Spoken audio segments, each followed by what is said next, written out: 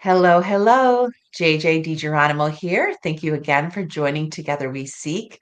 As you know, I'm always seeking right beside you. There are so many amazing light workers, healers, mystics, and people that use ancient wisdom to create ways to enhance the lives of others on the planet so they can get their own awakening. And I'm super excited today to talk to Michael McAdams about the spiritual guidance for the modern seeker. So, Michael, thank you so much for joining me. Hi, JJ. Nice to meet you. Thank you for having me on your show.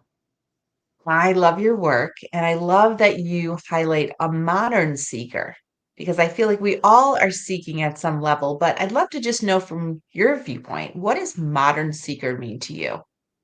Well, most all of us in this age have a foundation of faith, or so many do. But the nice thing about having a foundation of faith is you can build on that. And a lot of people, many people believe that there has to be more. There just has to be. I read a post recently and it said, I don't want to just believe, I want to know. And I have felt that way most all of my life. For 2,000 years, we've had faith. We've been told to have faith. We've been taught to have faith. But people know that there has to be more. There must be more. And you see the the less interest in organized religion, and people are kind of drifting away from organized religion and into more spiritual information. And when you get into your own spirit guides, spirit teachers, master teachers, same thing as angels, just viewed from a different perspective, then people realize that they're not alone and that they can be guided, led, directed, supported. I'd slow down up ahead if I were you. I wouldn't buy that car if I were you. Where does that come from? And we're helped, we're spoken to. We are, and especially if we clear out the noise. I feel like I've spent a lot of time clearing out the noise and really working to be in the present moment. For me, that's been such a gift to be a better listener, to really hear the whispers that are being presented to me, to pay attention to the information that's crossing my path. Well, most all of us receive, usually in thought. We're all spoken to. And I tell people that an incoming thought, a thought from your spirit teachers, has a different feel in your mind than a thought that you think. It's subtle, it's a subtle difference. But once you recognize that, you can separate your thoughts from the thoughts that are incoming. The only problem is we have that pesky little gift called free will, and we can accept or reject any advice, guidance, direction that we're given. Usually we do so at our own peril, but we have the ability to do that. And then we look back and they say, well, I knew I wasn't supposed to do that. I was told I wasn't supposed to do that. And I did it anyway. So live and learn. I love that. And I do call it the whispers. Like you have to create space for your whispers. And that's taken a lot of time. I think the ego energy for me was so bold. And, I didn't grow up much from an early age. And so I was constantly trying to get there. I know I had a bigger calling, like as you mentioned, and I was trying to figure out what that was. And it was like I was going from door to window, like, where is it? Where is it? On my website, spiritspeaks.com, it says for all sincere seekers of truth. And then it says, when the student is ready, a teacher will appear.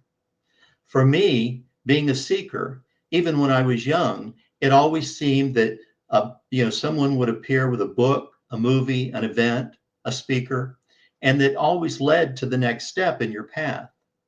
And I believe that's what we try and do is shine a light on a path for all other seekers to show them the next step that they can take in their spiritual enlightenment, journey of spiritual enlightenment.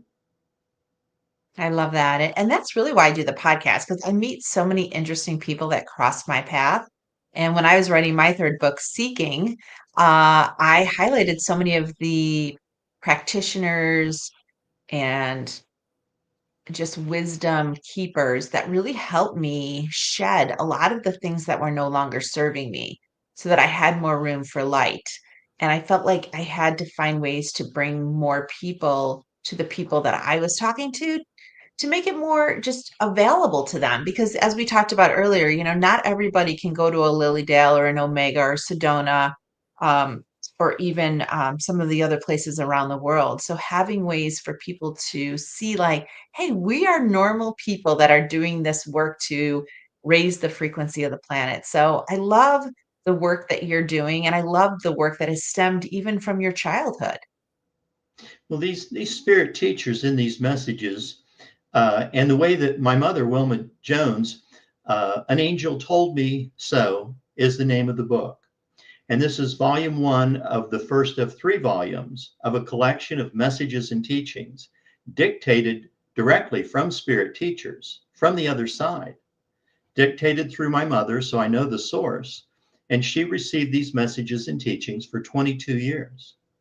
And this was not channeling, this wasn't automatic writing. She had received in thought, like most all of us do, messages and teachings. But when she was led in her mind to sit down in these dedicated sessions, she had set up an electric typewriter in her kitchen. And she would sit down, say a prayer, ask for protection, because you are opening your mind. And she would see 3 or 4 words just float into her mind and hang there. They would not go away until she typed them. Once she typed those 3 or 4 words, they would just fade away and 3 or 4 more would show up. Full page, single space typed messages, many times with no paragraphs. And in these messages, these spirit teachers repeatedly refer to themselves in first person. We feel, we believe, we advise. Our view encompasses more than your view can comprehend. One line in a message said, "We hear the spirit cries above the words you speak." Who talks like that? I don't talk like that. So it's an amazing body of material. I love that. And I've read similar bodies of material, and I'm looking forward to more diving into this one because I feel like An Angel Told Me So is such a powerful title. And the fact that you are carrying the torch for these lessons and messages are so powerful. They are. I mean, this is deep, profound teachings. And volume one was pretty much all personal messages to my mother and to me. She would be led to receive and sit down. She had a message addressed to her from her spirit teachers. And then my spirit teachers would move in and give a message for me addressed to me. But it's like these messages and teachings are woven with a universal thread. And everyone who has read these messages has said, well, this sounds like what I'm dealing with. This sounds like they're talking to me. And I tell people, I say, when you get the book, read each message once as it was given for my mom and given for me.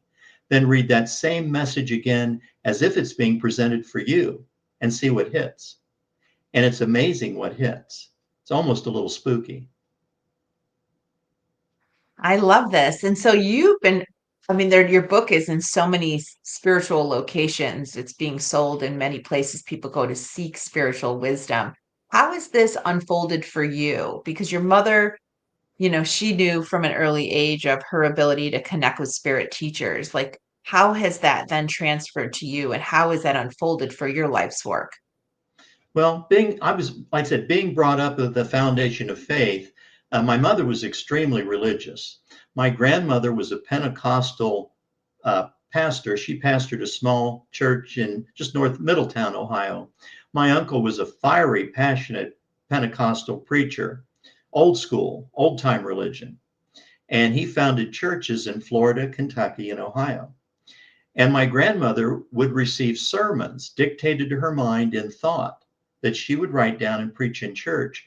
And she even received verses to songs that she would put to music. And I remember when I was young, my grandmother would say that God had spoken to her heart and given her this information.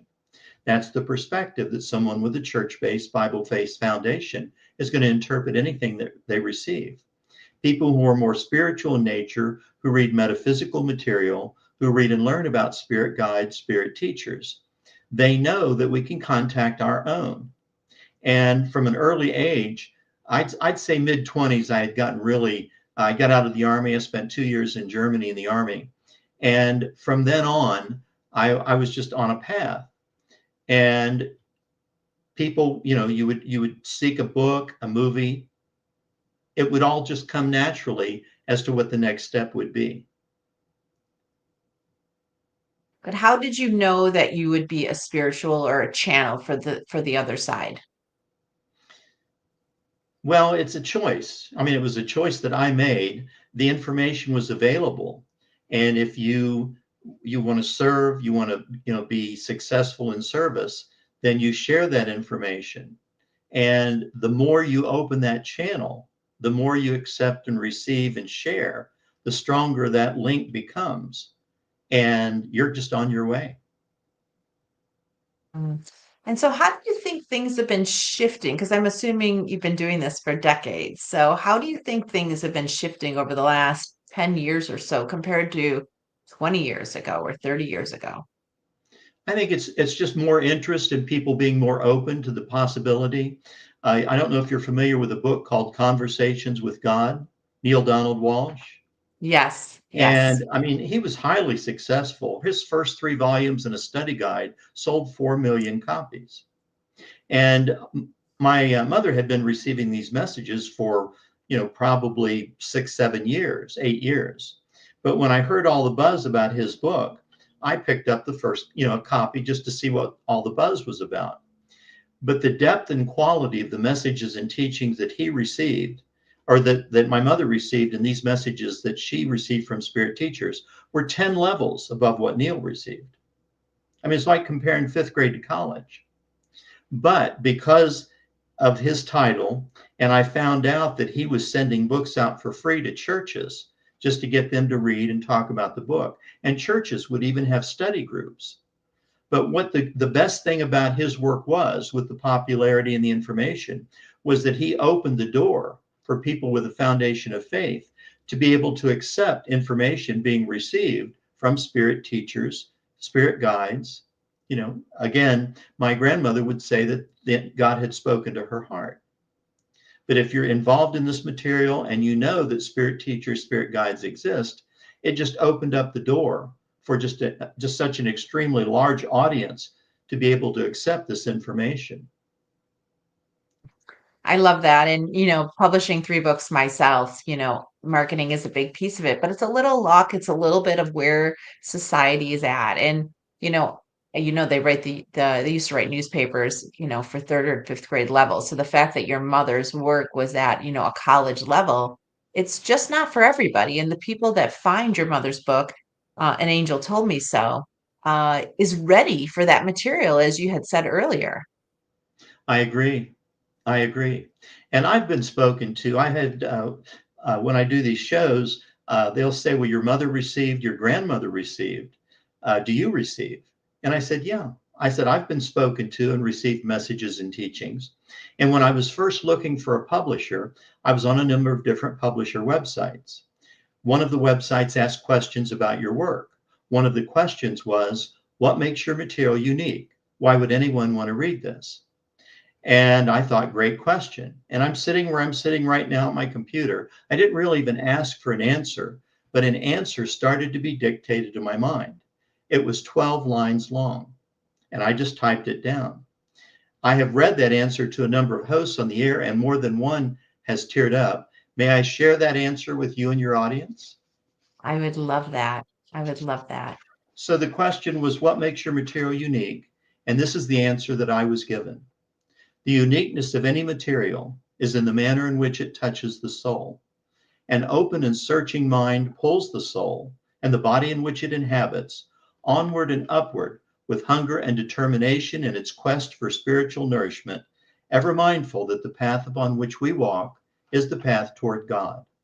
Lives lived, experiences endured, goals accomplished, and loved ones lost are all encounters upon that path. Strive always for the highest possible communication with our Heavenly Father. Believe in yourself as the Father within you is guiding, leading, directing, and comforting you upon this journey that we call life. Blessings be upon you as you walk your chosen pathway. I love that. I love that. You know what I love most about that is you say the Father is within. And I think that is beautiful because I think so many people search outside themselves for the Father. And I believe, as you have said, that the Father is within. That's true. That's true. Mm, And people, they may contemplate as they get older crossing over. And mm. I tell people, I said, there is no death. We never really die. It's just graduation.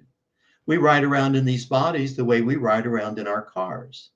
These bodies are just a vehicle to negotiate this physical plane. And when the body wears out, or if it's taken early by accident or illness, then we cross over and we cross a veil, a frequency, a vibration. We don't know what the medium is that separates us from the spiritual realm, which many people might think of heaven as heaven, but I think the spiritual realm is just so much more than heaven. But we have a two-way communication. People with a foundation of faith will reach out to the spiritual realm in prayer. Ask, pray for loved ones, ask for things to happen or help with what they're dealing with. And people who are more spiritual in nature, they will reach out to their spirit guides, spirit teachers for help and guidance. So powerful. So powerful. I think even your response to that is so magical. I feel like so many of us, mm, we don't often make the time or the space to really connect with our higher selves. We feel like this body we have is all there is in a lot of ways. And even though we have spiritual aspirations or even religious aspirations, I too agree with you that our body is a vessel that carries light, frequency, love. And if we fill it with darkness, it carries a lot of darkness. And so it's really up for us to manage and mine our vessel so that we can live at the highest frequency and potential so that we can be open to the messages that are sent to us. That's true. That's true. Mm. So what's on the horizon for you, Michael? What are you up to next? Well, I am trying to connect with the Speakers Bureau, Spiritual Speakers Bureau. I'm doing a considerable amount of these interviews connected with a publicist. You have probably connected with Madison, with DMPR. And it's really just a matter of letting people know that this information is available. And as these messages and teachings continued, it's like higher teachers started moving in, giving even deeper and more profound teachings.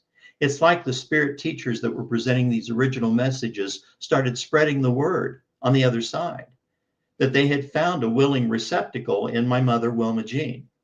And they even reference in these messages that higher teachers had moved in and given them information, and they in turn passed it along to us.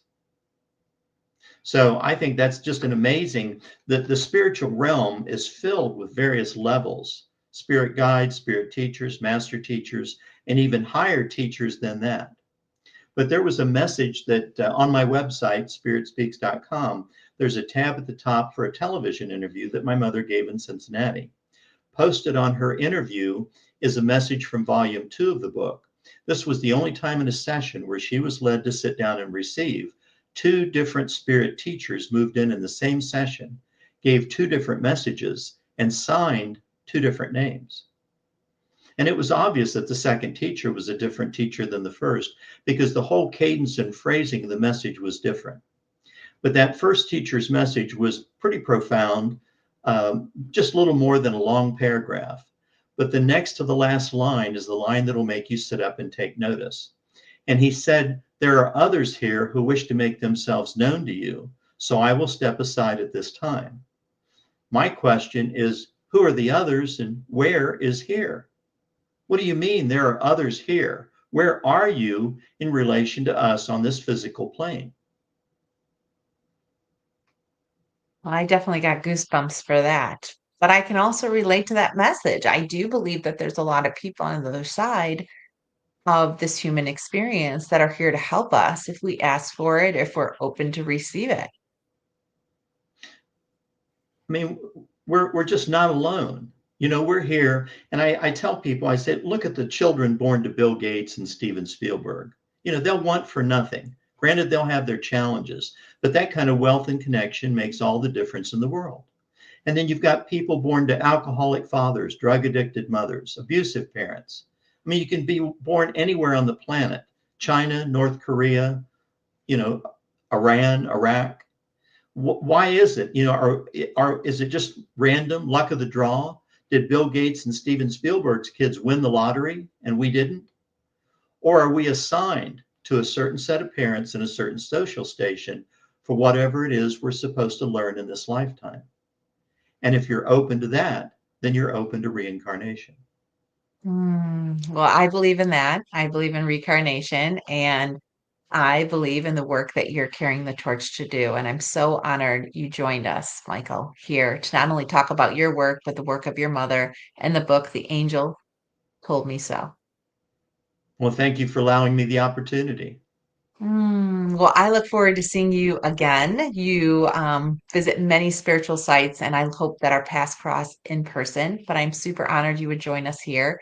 And everyone listening, all of Michael's links are below, his website, the book, and others. So please be sure to reach out, ask questions, pick up the book, and hopefully you'll get to see him in person on one of his many trips. Thank you, Michael. Thank you, JJ. Thank you for having me. I loved it. Thanks so much.